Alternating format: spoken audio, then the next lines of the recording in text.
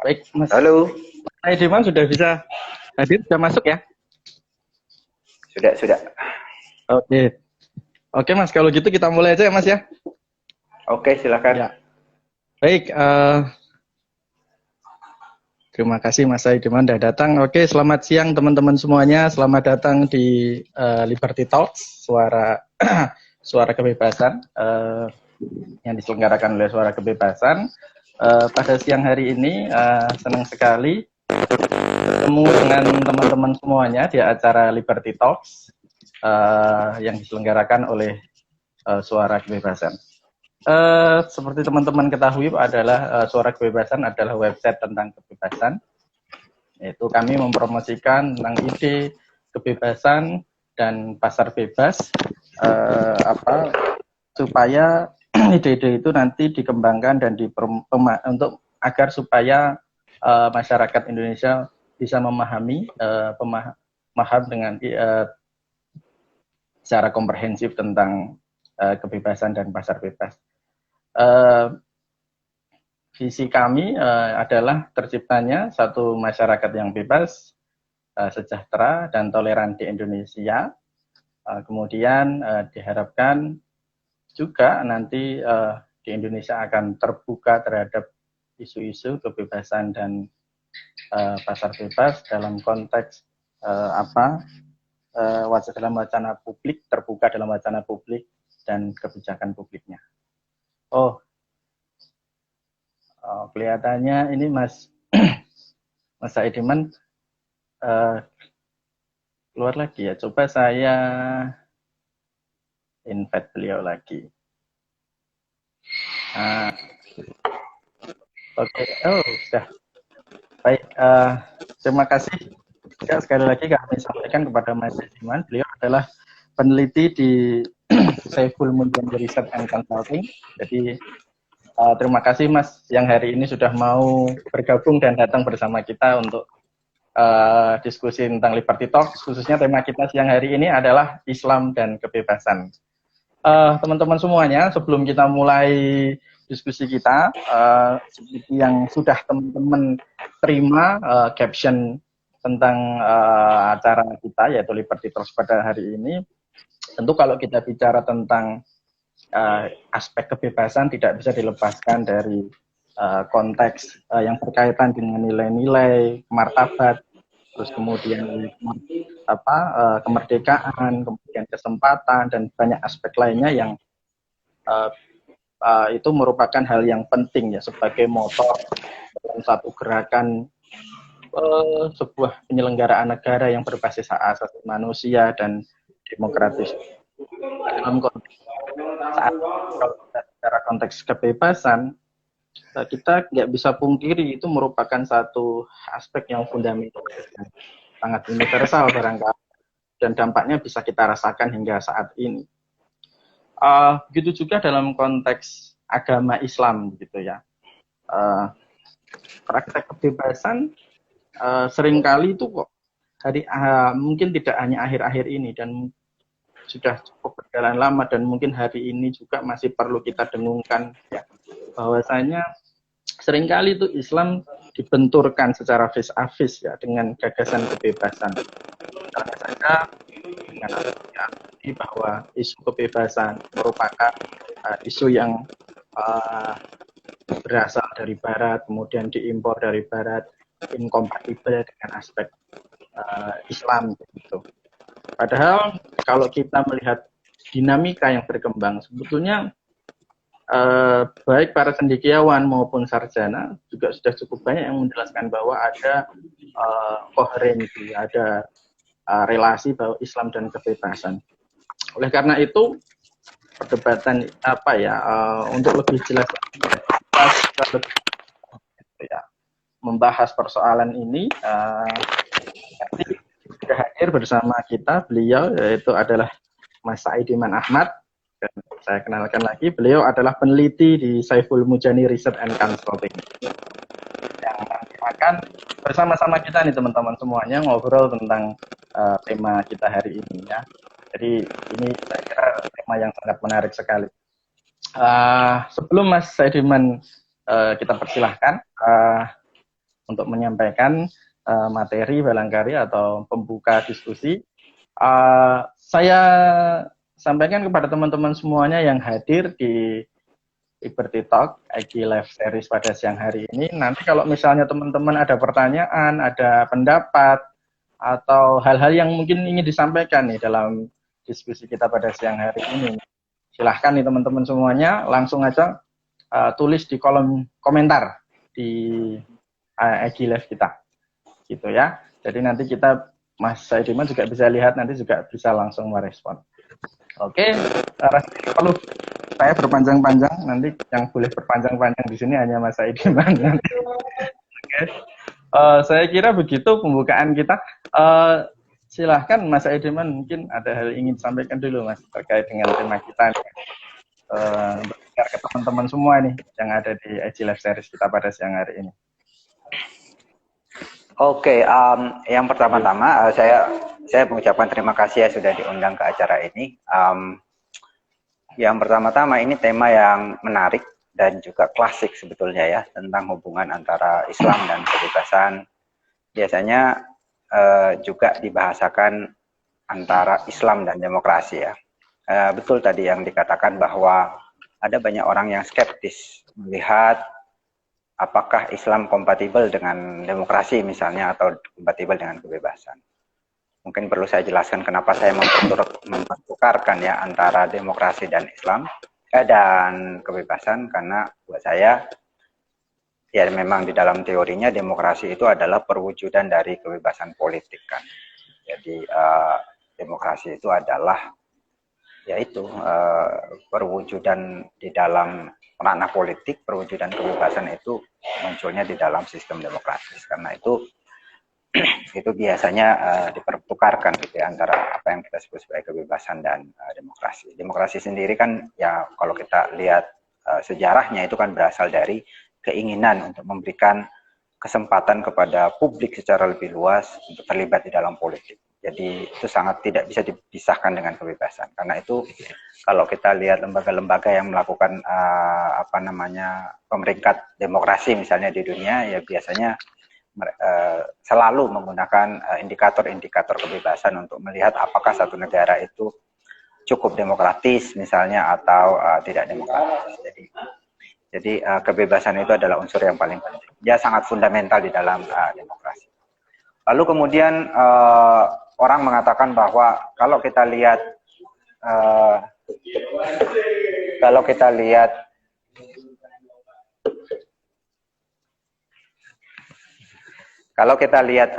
sorry ada gangguan sedikit. Kalau kita lihat faktanya di dunia ini misalnya ya, negara-negara yang ada banyak sekali negara yang demokratis, ada negara yang dikategorikan sebagai setengah demokratis dan ada yang tidak demokratis. Kita lihat memang secara proporsional negara-negara berpenduduk muslim mayoritas itu agak jarang yang sampai kepada level fully democratic country gitu ya, yang demokrasinya penuh seperti negara-negara Eropa Barat. Umumnya negara-negara yang demokratis penuh itu adalah negara-negara yang tidak muslim dan yang penduduknya tidak mayoritas muslim. Barangkali hanya ada beberapa negara muslim yang bisa dikategorikan sebagai demokratis ya, negara demokratis. Salah satunya tentu Indonesia, apalagi di Nigeria, dulu ada Mali ya. Tapi sangat sedikit, bisa dihitung dengan jari. Itu pun negara-negara muslim ini tidak sampai dalam kategori Freedom House itu sebagai fully free, bebas penuh seperti negara Eropa Barat atau beberapa Asia Timur. Umumnya mereka kalaupun demokratis itu demokrasi yang partly free seperti Indonesia, atau dalam kategori di Economist Intelligence Unit itu disebutnya sebagai negara demokratis yang cacat. Nah dari fakta ini kemudian kita bisa melihat ya secara kasar bahwa mungkin memang antara kebebasan politik atau kebebasan secara umum dengan nilai-nilai Islam itu ada persoalan begitu, karena kita lihat kok dari sekian banyak negara demokratis kok negara muslimnya kurang sekali. Lalu kemudian orang menyimpulkan bahwa ya tidak kompatibel sebetulnya ya antara Islam dan demokrasi. Ada sejumlah tokoh yang menyatakan demikian, misalnya katakanlah yang paling terkenal tentu saja adalah Samuel Huntington. Dalam buku The Clash of Civilizations itu kan dia pertentangkan ya, ada setidaknya 7 peradaban ya, dunia yang akan bertarung begitu. Salah satunya itu adalah yang menurut dia yang kemungkinan akan terjadi clash itu adalah peradaban Islam misalnya dan peradaban Barat, dan itu karena mereka punya nilai yang berbeda. Misalnya Barat misalnya menganut individualisme, sementara Islam tidak. Karena itu orang seperti Samuel Huntington mengatakan ya tidak kompatibel itu ide-ide Barat mengenai demokrasi, mengenai kebebasannya tidak kompatibel dengan dunia Muslim. Dan dia mengatakan bahwa sebetulnya yang kita hadapi ini, yang berbahaya bagi peradaban itu bukan Islam fundamentalis buat dia. Selama ini kan mungkin kita menganggap yang berbahaya ini Islam radikal, Islam fundamentalis, Islam yang intoleran gitu. Sementara pada dasarnya Islam tidak intoleran, tapi ada unsur dalam Islam yang bisa mendukung kedamaian. Buat orang seperti Samuel Huntington, dia mengatakan persoalan buat kita Barat itu bukan Islam fundamentalis, tetapi Islam itu sendiri, katanya. Jadi secara esensial dia melihat bahwa Islam ini memang beda, ini berbahaya bagi semangat Barat yang punya nilai-nilai tertentu. Kemudian ada orang seperti ini kalau Samuel Huntington dari Barat ya, tapi ada orang juga yang dari Asia sendiri, misalnya orang seperti Lee Kuan Yew yang melihat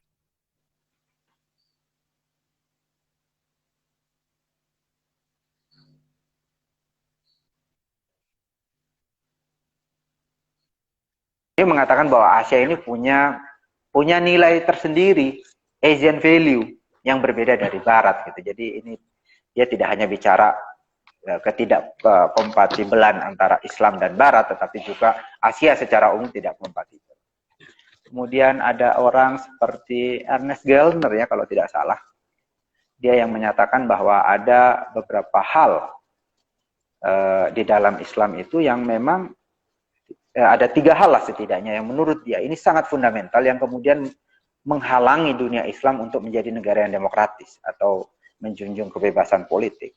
Yang pertama itu karena di dalam Islam ada doktrin atau tidak ada doktrin mengenai pemisahan agama dan negara. Din wa daulah di dalam Islam itu sesuatu yang satu. Sementara di dalam negara demokratis itu yang pertama-tama diandaikan yaitu bahwa ada konsep mengenai sekularisasi atau sekularisme, di mana otoritas agama dan otoritas negara itu 2 hal yang terpisah, dan itu tidak harus saling intervensi. Kemudian yang kedua, menurut dia, itu tidak ada konsep mengenai nation state. Di Islam itu adanya ummah. Jadi seluruh dunia ini di mana orang Islam di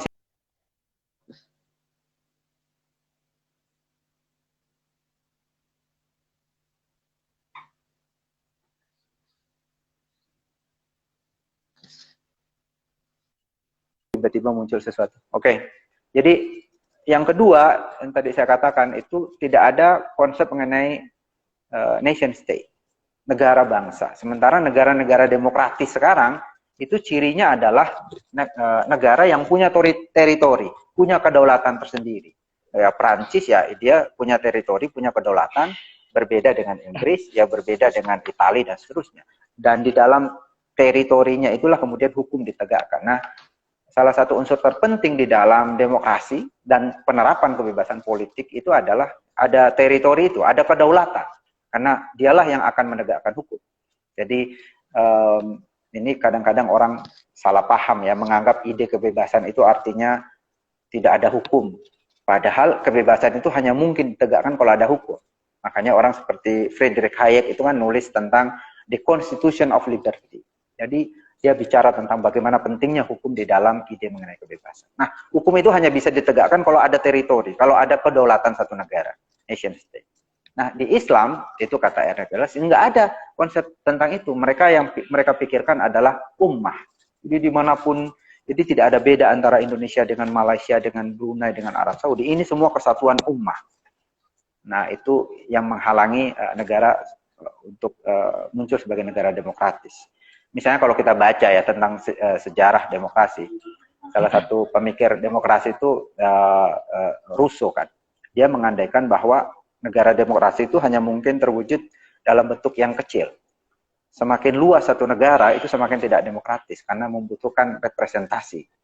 Dan pada akhirnya negara yang begitu luas, dia tidak membutuhkan satu pemimpin yang dipilih secara demokratis. Itu semakin tunggal kekuasaan itu.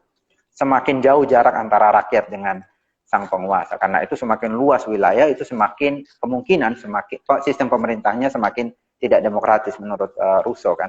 Nah, yang dibayangkan oleh Islam menurut Gellner itu adalah suatu imperium besar ummah. Itu yang kedua. Dan aspek ketiga yang menurut dia menghalangi kebebasan di dunia Islam itu adalah karena di dunia Islam ini ada konsep mengenai warga negara kelas 2. Dalam hal ini adalah perempuan. Jadi di Islam menurut dia susah menjadi demokratis karena secara esensial Islam itu mendiskriminasi perempuan. Tidak ada kesetaraan antara laki-laki dan perempuan.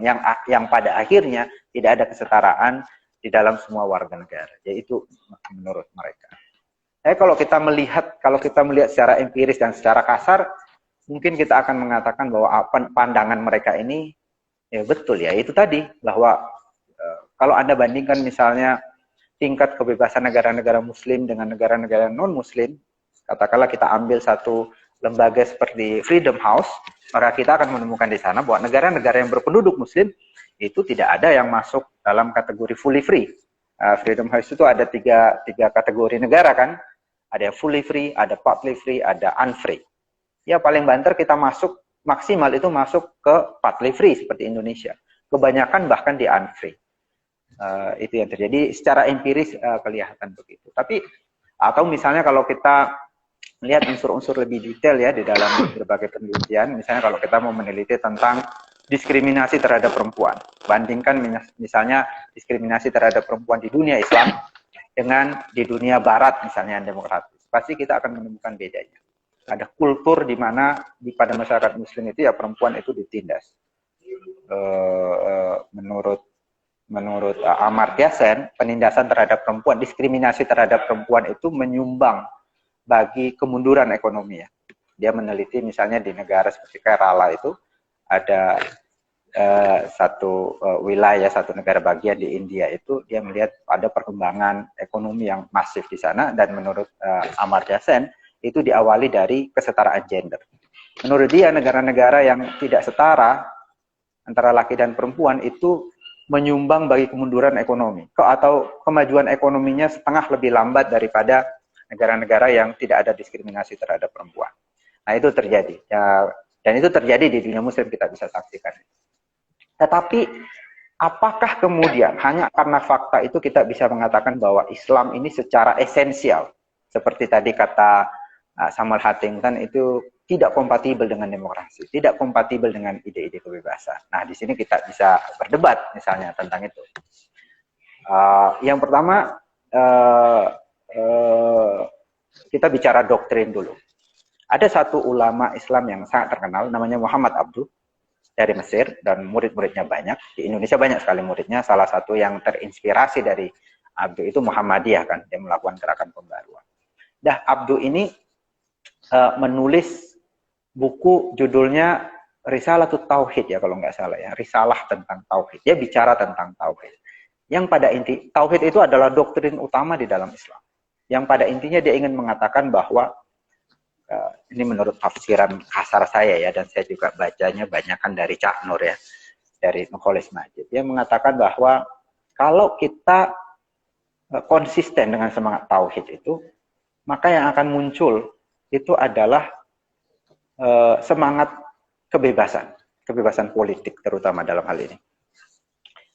Saya mati ininya nih, mau mati apa namanya handphonenya. Saya harus nyari charger ya. Sorry. Oke, sambil lanjut. Jadi, sorry. Nyari colokan.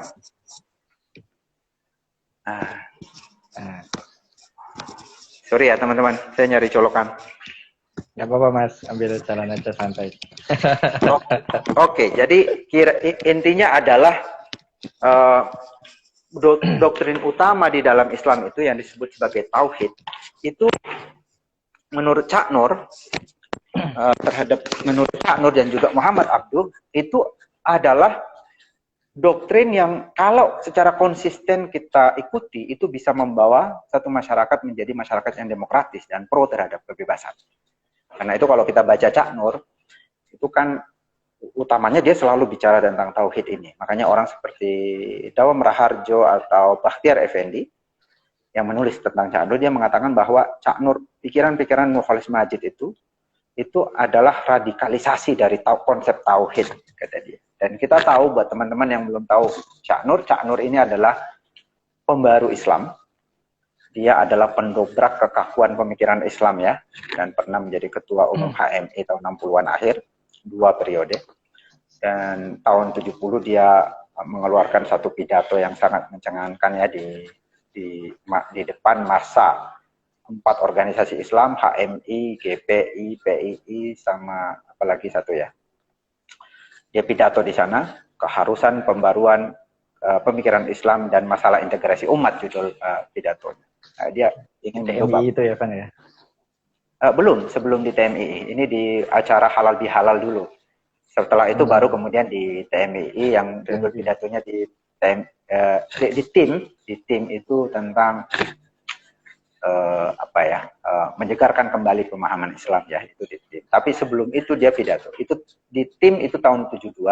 Sebelum itu dia pidato di depan massa 4 organisasi. Dan di depan massa 4 organisasi itulah itu semacam deklarasi pembaruan pemikiran Islam di Indonesia ya. Di tim itu lanjutannya untuk menjelaskan konsep sekularisasi yang dia kemukakan. Tetapi intinya Cak Nur itu sangat liberal, pendukung gagasan kebebasan, dan dia dikecam oleh banyak sekali orang. Salah satunya tokoh namanya Rashidi, dan sampai sekarang masih dibicarakan saya kira pemikiran Cak Nur. Nah, dasar pemikiran Cak Nur itu bukan dari mana-mana. Dasar pemikiran itu dari konsep tauhid, radikalisasi tauhid. Karena menurut Cak Nur atau Muhammad Abduh, tauhid itu kan mengandaikan bahwa yang punya kuasa, yang maha mengetahui segala hal, itu bukan manusia. Kita tidak ada nih yang mengetahui segala hal, yang maha tahu. Adanya itu Tuhan, Allah Subhanahu wa Ta'ala, dan dia tidak ada di sini. Dia ada di sana, tidak terjangkau. Hanya dialah yang mengetahui segala hal, karena itu di bawah segala sesuatu selain Tuhan itu tidak seperti itu, bukan Tuhan. Karena itu dia mengatakan konsep sekularisasinya itu adalah desakralisasi atau mensakralkan yang sakral. Dalam hal ini adalah Tuhan, dan memprofanisasi, memprofankan yang profan, atau yang tidak sakral itu ya tidak sakral, yang profan itu ya profan. Nah, itu sangat fundamental dari dia. Dan menurut Cak Nur, itu punya implikasi pandangan semacam itu, bahwa yang punya kuasa itu hanya Tuhan, karena itu di bawah ini kita tidak ada yang paling benar, kita tidak ada yang paling tahu, karena itu kita harus diatur dengan mekanisme demokratis. Karena kan tidak ada yang lebih daripada kita ini, tidak ada satu kita semua tidak ada yang Tuhan gitu.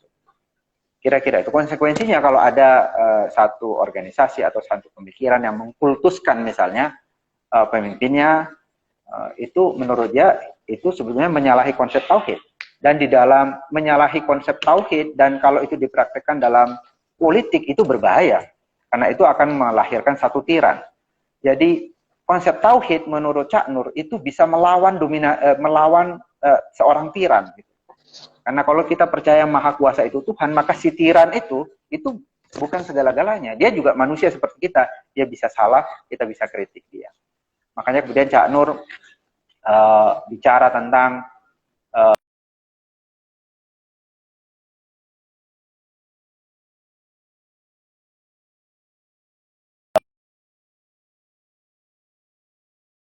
datang ke kuburan atau datang ke pohon, itu kan biasanya kita konsepnya syirik begitu ya. Tapi di tangan Cak Nur itu menjadi lebih canggih. Gitu. Satu sisi ya itu memang syirik juga, dan kata dia, kenapa Islam sangat benci terhadap syirik? Itu ternyata ada implikasinya macam-macam. Yang pertama tentu saja syirik itu artinya kita mengandaikan ada Tuhan lain selain Tuhan. Itu kalau dalam konsep teologinya, teologi sederhananya semacam itu, tapi menurut dia itu ada implikasinya. Implikasi pertama pada ilmu pengetahuan, kata dia. Konsep mengenai syirik, orang yang syirik itu akan terbatas eksplorasi ilmu pengetahuannya. Misalnya ada satu pohon, kita sakralkan, pada akhirnya kita tidak bisa mengeksplorasi pengetahuan. Ada gunung, dianggap bahwa fenomenanya sakral, imajinasi kita itu terbatas akhirnya. Kita dihalangi untuk melakukan eksplorasi ilmu pengetahuan. Kenapa dia meletus? Kenapa hujan turun dan seterusnya dan seterusnya? Kalau bagi orang yang syirik, apa-apa disakralkan, sesuatu yang duniawi disakralkan, itu akan menghalangi eksplorasi pengetahuan. Jadi pada aspek pengetahuannya itu bermasalah. Kemudian yang kedua, aspek politik. Mensakralkan misalnya seorang pemimpin, menganggap dia seperti Tuhan, itu juga bisa mengarah kepada tiran. Ya, karena itu konsep syirik, anti terhadap syirik, kemudian mengagungkan tauhid, itu muaranya itu adalah membebaskan manusia. Jadi yang kita anggap sakral itu ya memang yang sakral, dan yang sakral itu tidak ada di sini. Semua yang ada di sini ini profan kira-kira. Nah, itu diambil dari ajaran Islam. Salah satu ulamanya ya namanya Muhammad Abduh.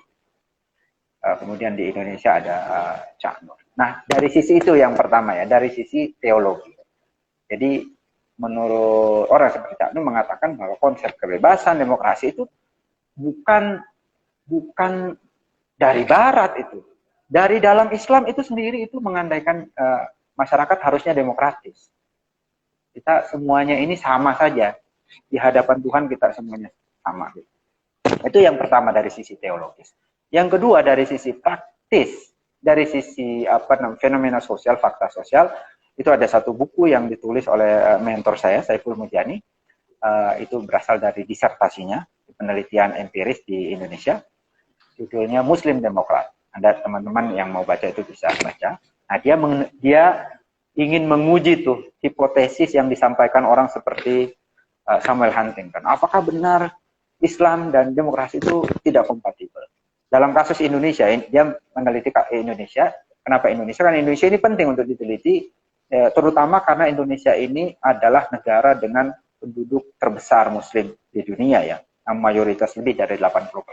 Diteliti oleh Saiful Mujani dengan melihat berbagai macam indikator masyarakat yang kira-kira apakah dia kompatibel dengan demokrasi atau tidak. Ada banyak indikatornya ya, misalnya tentang partisipasi politik, tentang banyaklah tentang modal politik dan seterusnya. Jadi dari berbagai macam indikator itu secara sederhana saya simpulkan adalah bahwa ternyata tesis-tesis bahwa Islam dan demokrasi tidak kompatibel itu tidak ditemukan. Ternyata modal sosial Indonesia ini punya modal sosial yang penting untuk demokrasi. Salah satu modal sosialnya itu adalah misalnya ritual dan apa yang dilakukan oleh orang-orang NU ya, orang-orang masyarakat kebanyakan di Indonesia, misalnya ada acara-acara kenduri, ada acara sholat berjamaah, kumpul-kumpul dan lain sebagainya. Menurut teori yang dikemukakan oleh Saiful, itu adalah bagian dari modal sosial bagi tumbuhnya satu negara demokratis. Karena di dalam perkumpulan saya sholat jamaah ya, mungkin buat kita orang awam itu apa sih ininya, apa pentingnya itu buat kebebasan, buat demokrasi. Tapi buat peneliti itu ternyata Saiful menemukan bahwa sholat berjamaah itu penting di dalam membangun kultur demokrasi. Karena ketika orang datang sholat jamaah kan mereka tidak hanya sholat, tapi mereka juga ngobrol-ngobrol kan. Mereka ngobrol tentang persoalan lingkungan, tentang persoalan politik, tentang persoalan jalan dan lain sebagainya. Dari sana obrol-obrolan itulah kemudian itu membuat warga terlibat sebetulnya dalam perbincangan publik. Nah, situ modal sosial itu penting buat masyarakat yang demokratis. Dan ini sebetulnya misalnya kalau dibandingkan dengan yang ditemukan oleh Alexis de Tocqueville di Amerika ya, demokrasi di Amerika juga kan dia meneliti itu. Kenapa masyarakat Amerika ini religius tapi kok demokratis? Nah, dia menemukan bahwa masyarakat Amerika itu punya modal sosial itu tadi. Kumpul-kumpul di gereja, macam-macam lah yang mereka kemukakan. Lalu kemudian ya kita lihat faktanya bahwa sampai sekarang Indonesia walaupun mayoritas Muslim, tapi tetap menjadi negara demokratis dan kita punya eksperimentasi demokrasi sudah lebih dari 20 tahun dan itu dihargai oleh setiap pemilu, itu dianggap pemilu kita itu sangat fair. Bahkan tadi saya baru baca ya, ternyata tingkat kepercayaan publik kepada Presiden Indonesia itu jauh lebih tinggi ya dibanding tingkat kepercayaan publik warga di berbagai negara terhadap pemimpinnya. Bahkan tadi saya baca di Economist, misalnya di Brazil itu Jair Bolsonaro itu mau running lagi untuk presiden periode kedua, itu approval ratingnya, tingkat kepuasan publik terhadap pemerintahannya itu cuma 24%. Sementara Indonesia, Jokowi itu approval ratingnya itu 69 sampai 70%.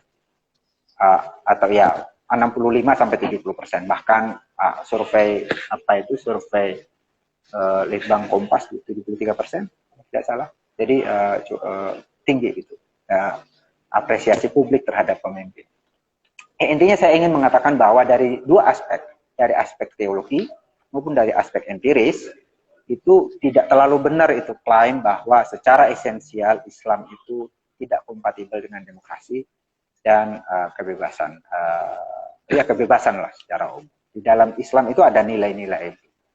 Nah memang di dalam buku Saiful Mujahid itu dia mengatakan bahwa untuk kasus Indonesia di mana penduduknya mayoritas Muslim, itu tidak terbukti klaim yang mengatakan bahwa Islam tidak kompatibel dengan demokrasi. Persoalannya adalah kasus Indonesia ini sedikit. Waktu dia nulis itu cuma Indonesia dan Mali yang masuk dalam kategori negara demokratis. Negara-negara Muslim lain tetap belum masuk dalam kategori demokrasi. Nah, persoalannya itu kenapa mereka tidak demokratis? Ya, mungkin itu ada faktor-faktor lain yang bisa menjelaskan. Ya, sementara itu. Apakah itu menarik sekali sih Mas? Apa kalau kita misalnya tadi Mas Saidiman menjelaskan gimana historisitasnya ya, misalnya dari teori yang awal yang misalnya dari Huntington tadi, kemudian teori-teori yang lain yang incompatible, kemudian juga lanjut ke Pak Saiful Munjani yang akhirnya the end-nya adalah kompatibel. Ini dua perbandingan yang sebetulnya saya lihat menarik sekali sih. Termasuk tadi dari gagasan-gagasan yang berangkat dari Cak Nur. Nah, kalau saya simpulkan nih Mas, apakah ada pengaruh misalnya ada beberapa kajian-kajian nih, saya beberapa kali membaca juga ada faktor-faktor kepemimpinan. Sebetulnya negara-negara Islam di beberapa negara misalnya di Timur Tengah itu ya. Itu kan misalnya dia kenapa sih tidak maju ya? Karena memang rezimnya related to rezim gitu. Misalnya di sana ketika rezimnya, jadi kita lihat dinamika di Timur Tengah misalnya itu kan sangat frontal gitu kan. Setiap rezim berganti, kemudian ketika rezim berganti dengan rezim lainnya itu dari yang satunya demokrasi tiba-tiba antitesisnya. Jadi ini apakah misalnya kalau misalnya saya ajukan pertanyaan ini nih Mas, apakah mungkin ya apakah tergantung dari politik kepemimpinannya misalnya? Kalau misalnya tadi kan yang jelas ada teori yang kompatibel itu kan kita clear ya. Tapi berarti ya misalnya selama ini negara-negara yang sejak awal positioningnya lahir dari konsep Islam misalnya, dia negara Islam ya kita katakan Timur Tengah lah misalnya, yang secara historis mayoritas warganya Islam. Kenapa tidak demokratis? Jangan-jangan adalah karena satu problem kepemimpinan yang tidak misalnya tidak pro, misalnya tidak ya tadi kayak wacana atau jargon-jargon misalnya yang mengatakan bahwa Barat adalah musuh dan sebagainya. Terus kemudian demokrasi itu berasal dari Barat. Kenapa pemikiran-pemikiran seperti Cak Nur, kemudian pemikiran-pemikiran seperti Saiful Munjani yang mengatakan komunisme tidak bisa lahir di sana? Ya, misalnya perspektif politik apa yang mungkin bisa kita tangkap dari situasi itu ya? Iya, memang ada satu teori memang yang menyatakan bahwa demokratisasi itu salah satu penyebabnya itu adalah karena faktor elit ya, faktor kemauan penguasa. Misalnya dalam kasus Indonesia ya, ada banyak yang mengatakan bahwa demokrasi kita ini karena ada gerakan demonstrasi mahasiswa besar gitu ya, lalu kemudian Soeharto turun. Tapi ada juga yang mengatakan bahwa jangan-jangan sebetulnya kelegoan Soeharto inilah yang menyebabkan kita demokratis. Karena ketika mahasiswa berdemo, Soeharto kan masih ada di dalam kekuasaan, militer masih membackup dia. Kalau dia tidak mau turun, ini mau apa kira-kira ya ketika itu. Jadi ada unsur si sang diktator ini, sang tiran ini penting juga gitu.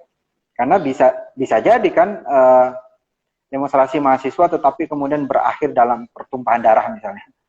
Nah, siapa yang bisa menahan militer ya kalau dia bergerak, dan itu semuanya ada di kendali Soeharto. Jadi ada unsur di mana Soeharto ini mungkin ada unsur dianya juga ya. Kemudian setelah itu yang menggantikan Soeharto adalah B.J. Habibie.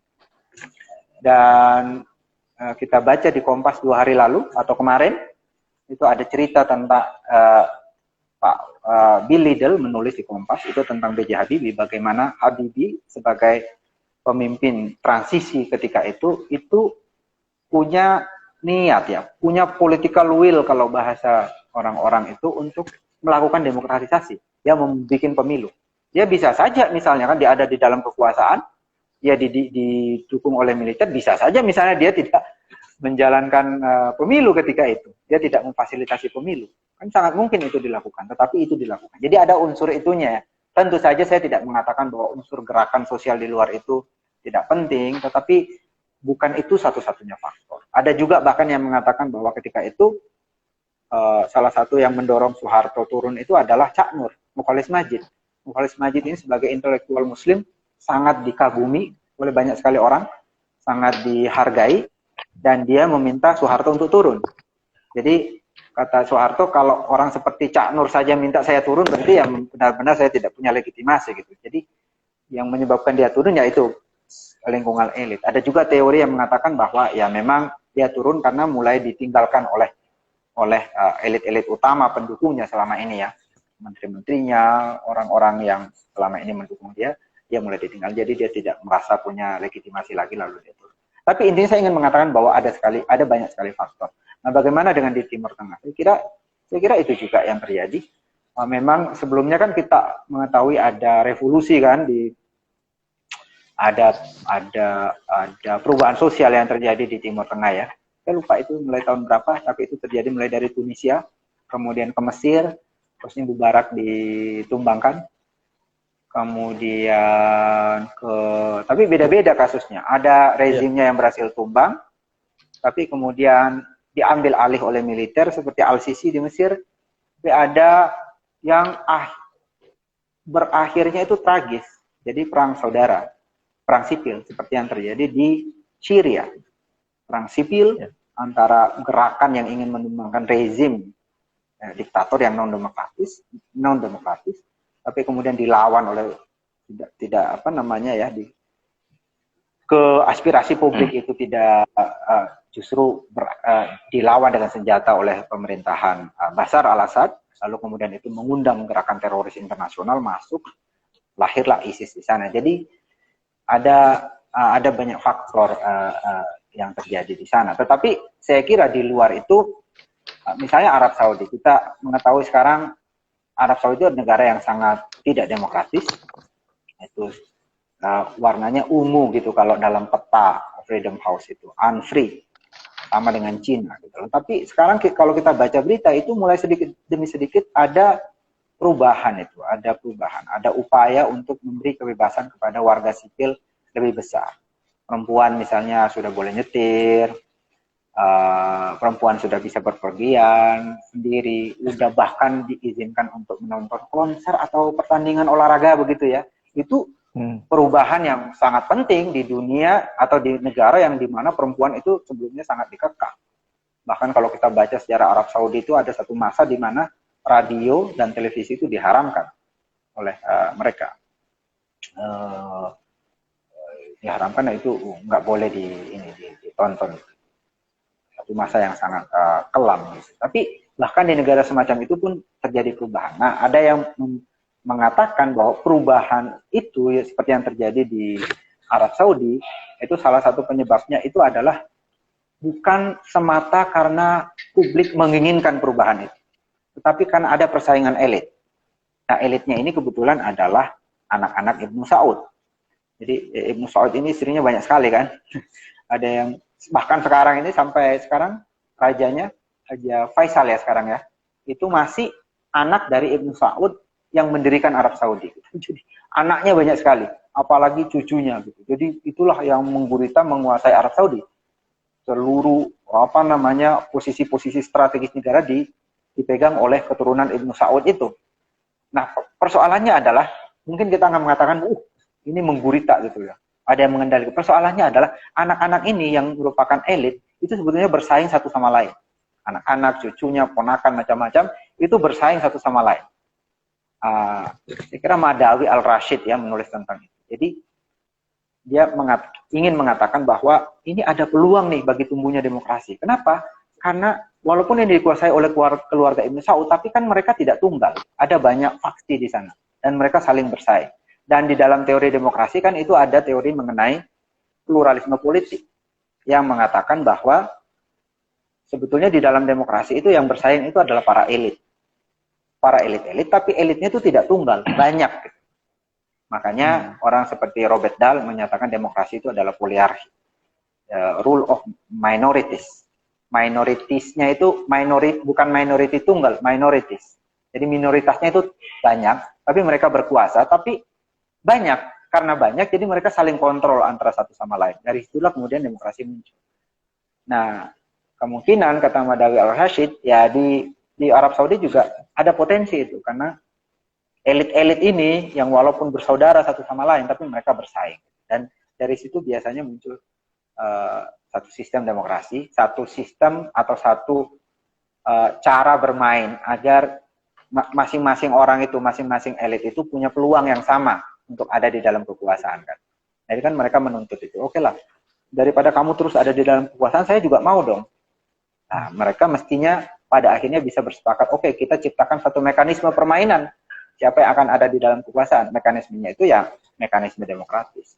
Nah, kalau itu terjadi, maka Arab Saudi akan menjadi negara demokratis. Dan dia akan terkonsolidasi kalau kemudian pada akhirnya mereka menyadari bahwa demokrasi itu adalah the only game in town kan. Dia satu-satunya cara untuk para elit itu melakukan suksesi kekuasaan. Jadi ada banyak faktor di sana. Nah, tadi faktor ideologis itu sebenarnya ada pendukung, kemudian faktor elitnya juga bisa.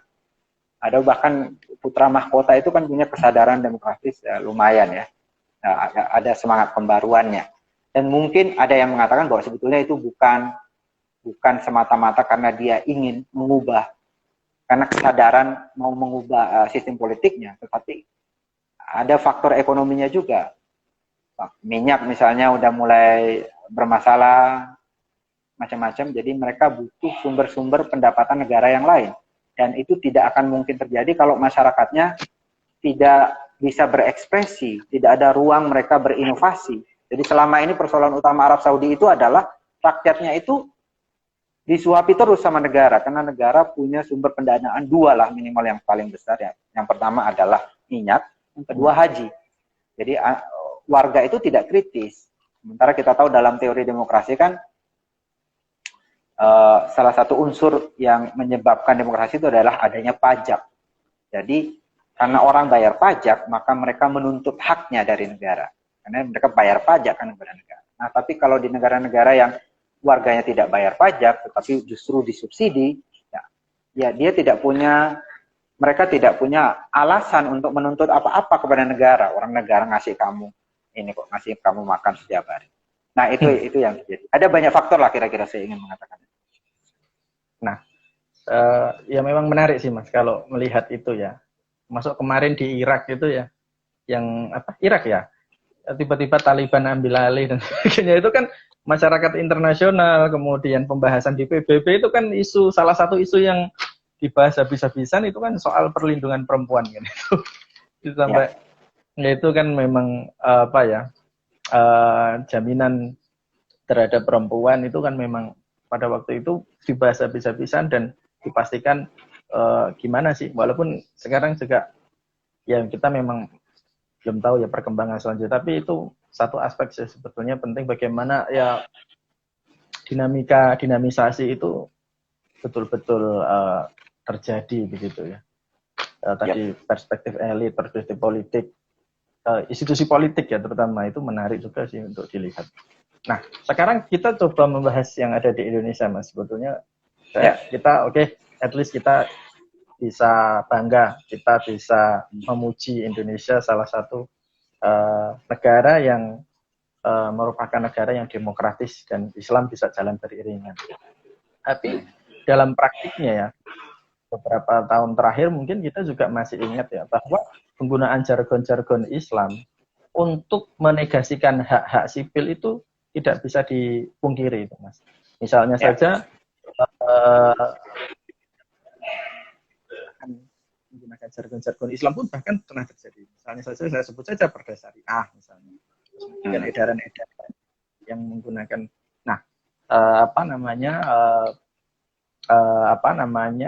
alasan-alasan atau dasar alasan-alasan hukum atau alasan-alasan agama misalnya. Nah, lantas yang menjadi menarik adalah bagaimana melihat soal persoalan ini, Mas. Dan kita kan juga tahu ya, oke lah kita demokrasi, tapi gerakan Islam yang anti demokratis pun, ya saya mengatakan saja, sekarang menguat. Ya mungkin bahkan ya kita nggak tahu ya, kita bisa klaim menguat atau tidak lah. Tapi kan itu kelihatan sekali, paling tidak di kita awam saja di media sosial dan sebagainya. Akun-akun, terus kemudian informasi-informasi, ya kita sebut, kalau saya sih sebutnya ya fundamentalis begitu ya Mas ya. Sebetulnya bagaimana Mas melihat persoalan ini, khususnya tantangan Islam dan demokrasi di Indonesia? Ya, oke.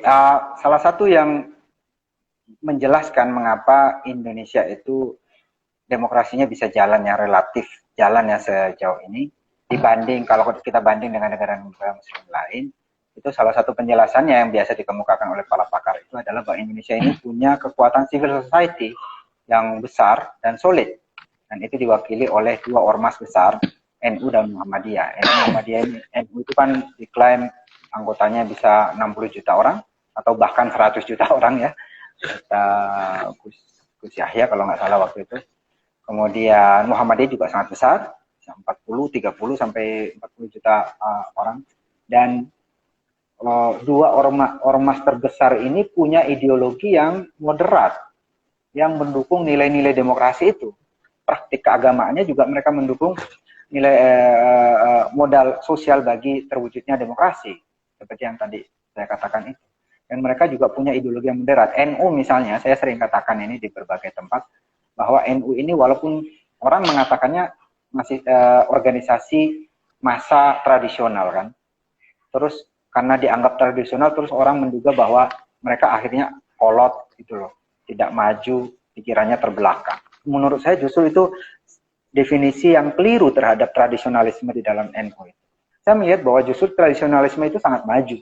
Kenapa sangat maju? Karena tradisionalisme ini menghargai kearifan lokal, menghargai yang tumbuh di masyarakat. Karena dia menghargai yang tumbuh di masyarakat, empiris sifatnya gitu loh. Jadi dia menghargai sesuatu yang benar-benar ada, bukan sesuatu yang ideologis yang supranatural, supra apa ya? Sesuatu yang mengawang-awang yang ada di atas. Dia justru beragama dengan cara turun di bumi, hadir di bumi itu melihat keadaan, melihat sesuatu yang empiris, dan yang empiris ini beragam warnanya, beragam entitasnya. Jadi mereka lebih bisa menerima keragaman itu. Dan menurut saya itu cara beragama yang sangat cerdas. Jadi menerima keragaman tradisional. Bisa, karena itu kita bisa melihat bahwa gerakan pembaruan Islam di Indonesia ini umumnya itu datang dari NU. Nurcholish Madjid itu walaupun dia adalah ketua HMI, tapi tradisinya adalah NU, dia orang Jombang dan dia adalah orang NU. Ulil Absar Abdallah yang bikin jaringan Islam liberal itu juga adalah orang NU.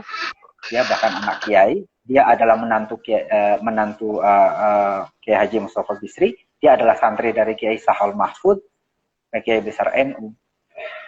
Orang seperti Lutfi Asyokani yang juga Dijil, dia juga datang dari, dia juga santri dan punya pesantren, dan dia anak kiai begitu, juga dari NU juga. Jadi mereka ini gampang menerima perubahan, bisa beradaptasi dengan perkembangan. Itu yang luar biasa dari organisasi semacam ini. Jadi Sementara Muhammadiyah itu kan semangatnya adalah semangat abduhisme kan, untuk gerakan pembaruan kan, untuk ke depan.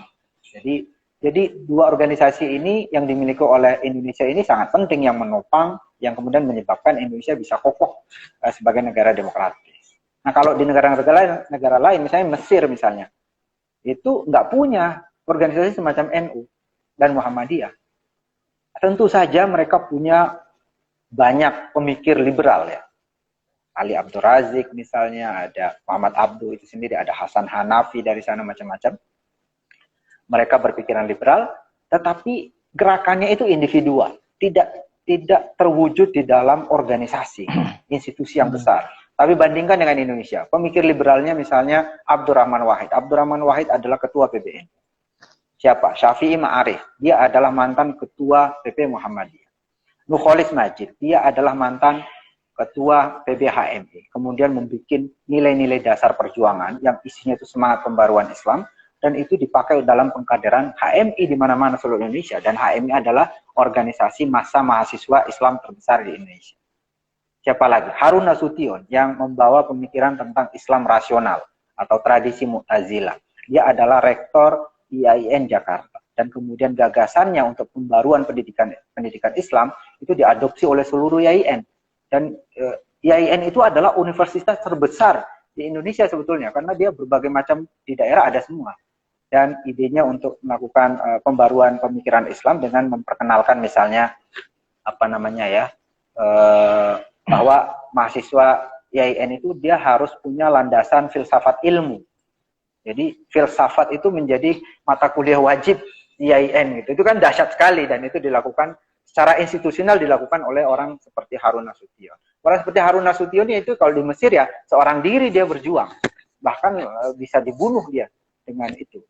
Kira-kira itu saya ingin mengatakan, pada bagian itu ya kita punya modal yang sangat besar. Kemudian yang kedua, tadi dikatakan bahwa gerakan fundamentalisme itu semakin besar. Buat saya boleh jadi begitu, tapi boleh jadi juga tidak sebetulnya. Dalam survei-survei kita tanya kepada publik tentang intoleransi ya. Apakah Anda keberatan kalau ada orang agama lain membangun rumah ibadah di sekitar tempat tinggalmu? Banyak sekali orang Indonesia menyatakan keberatan, di atas 50%. Bagaimana kalau mereka mengadakan kebaktian misalnya? Juga banyak, di atas 30%. Tetapi ada tren penurunan dari waktu ke waktu. Masyarakat kita ya yang menyatakan keberatan semakin turun dari tahun ke tahun, dan kita bisa lacak. Tapi itu bagian intoleransi sosial keagamaan kita sebutnya. Ada lagi pertanyaan intoleransi untuk bidang politik. Kita tanya, apakah Anda keberatan kalau yang jadi presiden adalah orang non-muslim, yang menjadi gubernur non-muslim, yang jadi bupati orang yang tidak sekeyakinan dengan Anda, tidak seagama dengan Anda. Itu juga tinggi, sama dengan intoleransi sosial tadi. Tetapi dia kecenderungan dari tahun ke tahun naik. Jadi beda itu. Yang intoleransi sosial itu turun, tinggi tapi turun. Yang intoleransi politik, tinggi tapi naik. Nah, apa yang bisa saya jelaskan di sini? Saya ingin mengatakan bahwa sebetulnya masyarakat kita itu, karena ada ruang kebebasan, mereka berinteraksi dengan orang lain, itu sebenarnya kesadaran toleransinya, itulah dari waktu ke waktu mengalami perbaikan. Semakin baik sebetulnya ya, secara individual. Mereka semakin bisa menerima keberadaan orang lain, meskipun masih banyak orang yang tidak menerima itu. Tetapi ada persoalan pada politik, di mana partai-partai ini bermain-main dengan agama di dalam kampanye mereka. Jadi kenapa intoleransi politik itu naik? Karena itu dijadikan alat kampanye di dalam pemilihan umum. Kita tahu ya peristiwa DKI Jakarta tahun 2017, kemudian pemilu presiden juga demikian. Jadi kampanye agama itu digunakan. Itu yang menjelaskan kenapa intoleransi politik itu naik, sementara intoleransi sosial turun. Jadi karena ada mobilisasi di sana yang dilakukan oleh kelompok politik. Kalau kita tanya kepada masyarakat, kalau Anda mau memilih pemimpin, apa alasannya? Ada 3. Yang pertama itu karena dia sudah terbukti hasil kerjanya. Kemudian yang kedua karena punya integritas, dia tidak terbukti korup.